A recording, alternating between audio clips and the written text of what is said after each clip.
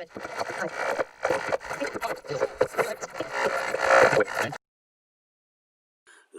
from the Monster Factory, Synergy Pro presents the Women's Garden State Invitational 2020. Greetings, tribe. December 12th, Synergy Pro presents the Women's Garden State Invitational 2020. And not just that, but the first annual. They confirmed it during the show that it will be an annual event at this point. First off, I love this is a completely female-produced production. The refs, the timekeepers, all the talent, commentary, everybody you know from front to back, and that's really awesome for Synergy to do that, and it was a great show. On that, the intro they shot featuring all of the talent, including fans from all over the country, probably all over the world, all put together in this wonderful montage of females saying, "I am women's wrestling." It was intense, it was moving. Women are pro wrestling. Let's get into the action. Opening match, Solo Darling versus current Cruiserweight crown holder Casey Catal. There was some slight arrogance on both wrestlers' parts in this, even Casey Catal giving Solo a noogie, which for a youngster to do that to the veteran, pretty brazen move, but I appreciated it. I think I highlighted this match, and yes, this was repeated throughout the evening, but no one was cheering for Solo, no one was cheering specifically for Casey, but at one point the crowd was chanting just both these ladies, and it was really awesome, and yes, that came and it went through the evening. Great match back and forth, really expected Solo to pull this off, and even though Casey Catal is the current crown holder, her defeating Solo, I still consider that a slight upset. Casey hits a suspended corkscrew neck breaker, retains the crown. There's a great show of sportsmanship afterwards, as also permeated throughout the evening. Second match of the night, first round of the tournament, and we have Willow Nightingale. Willow Nightingale partnered with Solo at the Shimmer event at the Collective earlier this year, actually. She is taking on Gabby Ortiz, who is a product of the Monster Factory, who seems to have kind of a home field advantage. In the end, Willow Nightingale, with the superior moves, advances to the second round of the show. Third match, also a tournament match, Holidead versus Riley Shepard. Holidead is talking trash, playing mind games throughout this entire match. She's, would have Riley in a spot where she just couldn't do anything, would be licking her face and just like really getting into Riley's head. One of the most vicious things I saw at one point, they had put Riley up with her feet in the second ropes and the turnbuckles. Holidead gave her not one, but two boots to the old hoo-ha. Riley did mount a solid comeback at one point, but in the end, Holidead hits what was referred to as an implant buster to get the pin and advance to the second round. Third match of the tournament, fourth match on the card, Tasha Steelz. Now, Tasha Steelz is currently hunting down those Impact Knockout Tag Team Championships belt with her partner Kiera Hogan. You can see that on Access TV on Tuesday nights. Even got an Impact Wrestling chant out of the crowd, which I thought was pretty damn cool. Tasha's taking on the Gummy Bear here, Erica Lay, whose ring gear is very reminiscent of my man, Johnny Swinger.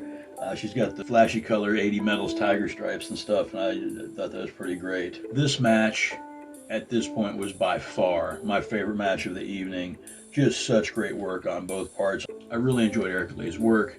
She did a wonderful job fighting a wily veteran in the badass Boricua, Tasha Steelz, who eventually locks in the submission, gets the win, and advances to the second round. Fourth match, first round, fifth match on the card. Jordan Blade, the ankle breaker, taking on the Afro-Punk Trish Adora. Trish Adora is the Pan-African World Diaspora Champion. She was also at the Collective. I will be doing a specific show on the Collective towards the end of the year. This was a wrestling match. There was no high spots, no flipping and flopping around. This was some break each other down, work it, get in the creases and push and pinch and pull, man. Very physical match. In the end, Trish Adora gets the W and advances to the second round. And then there was a brief intermission.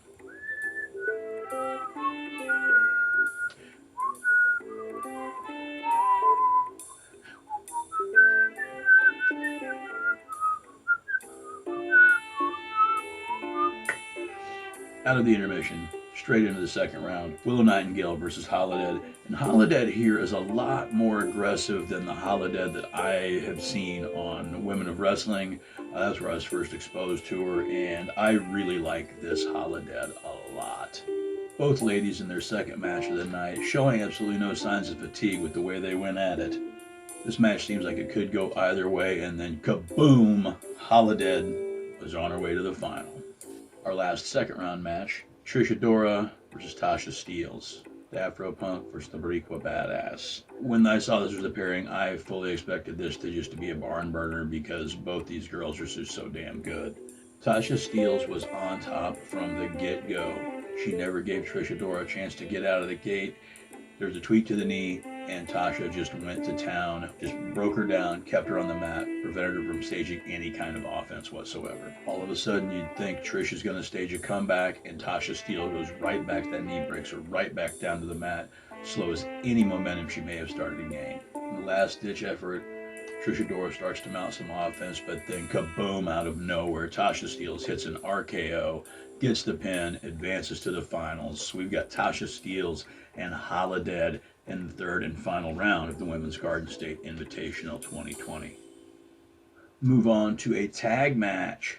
This tag match features two of the women responsible for putting this show together, Faye Jackson and Tara Calloway. Faye Jackson, the plus-size Pam Grier, and her partner, Corinne Minks. They are taking on the returning Nikki Adams and Tara Calloway, the Queen of the Dinosaurs. Mink and Adams come out to start. Corinne, she is a big, strong powerhouse and is ready to put the thump on anybody, it seems. Having a good match, getting some quick, frequent tags. Everybody's getting in and out. There was a good highlight when Faye and Tara Calloway got to square off against each other. Dominance of the divas, as it were. Match was really good. There was a spot where everybody was in the ring and everything got kind of awkward. And before it got too confusing, it was great. Faye Jackson just said, fuck this. I booked this show, so we'll do whatever we want. And all of a sudden, tornado tag match. So who the hell cares, right? Tara and Faye have a cannonball off, much to the chagrin of their opponents, just getting pummeled in the corner. It was a good, entertaining spot, just for them to give a little, fun back to the crowd. All four wrestlers in the ring, working tandem moves. You get the double clothesline, the double pin. Faye and Corinne Mink get the win.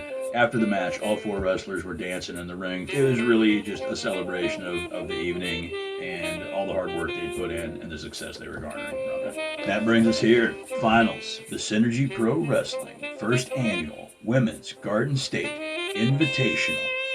Your tournament finals. Holiday. Her opponent, Tasha Steelz. Tournament Tasha. This is going to be a banger.